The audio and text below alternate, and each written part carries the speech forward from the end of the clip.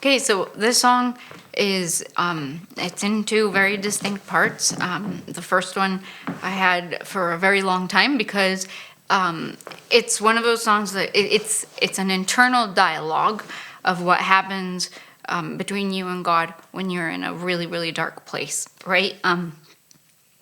And depression is something that is very common to me, and sometimes it lasts a lot longer than I think it should, right? And it's hard to come out of. And this song was written in one of the times where I didn't know if it was ever going to end, right?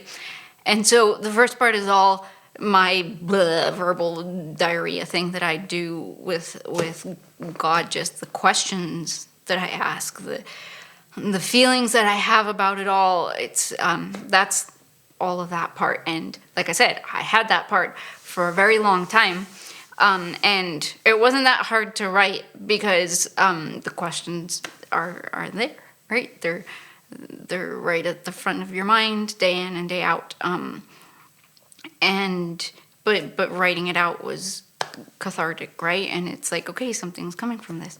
But I knew all along that there should be a second part to it, and I wasn't sure if it was going to be like, this is one song and maybe there's another song that follows up afterwards that has, this is dark side, has the light side, but I did kind of want it to be the all in one song. And then there was something happened today, and I knew that it was time to sit down and write the second half.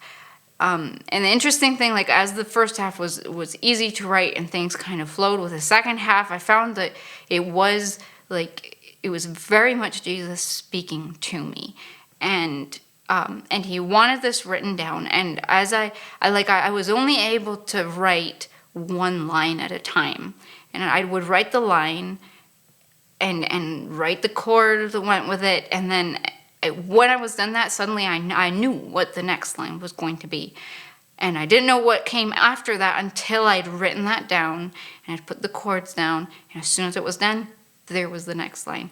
And it's very much, because with the whole struggle with the depression, the beautiful side of that is how God has shown himself and revealed himself to me.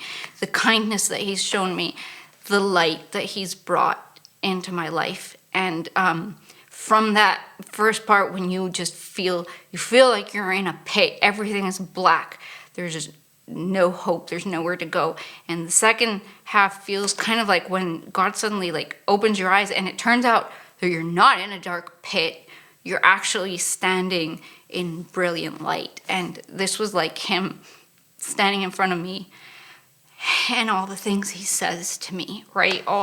This is his heart towards me. This is his heart towards you, towards us. This is the words he says, the way he feels. It's the truth that comes from him that then knocks out all of the lies that were there before. So I kind of like how it ended up. In part, I like just because I know that it was his words for me, and his heart for me, and his kindness and gentleness towards me and towards all of us.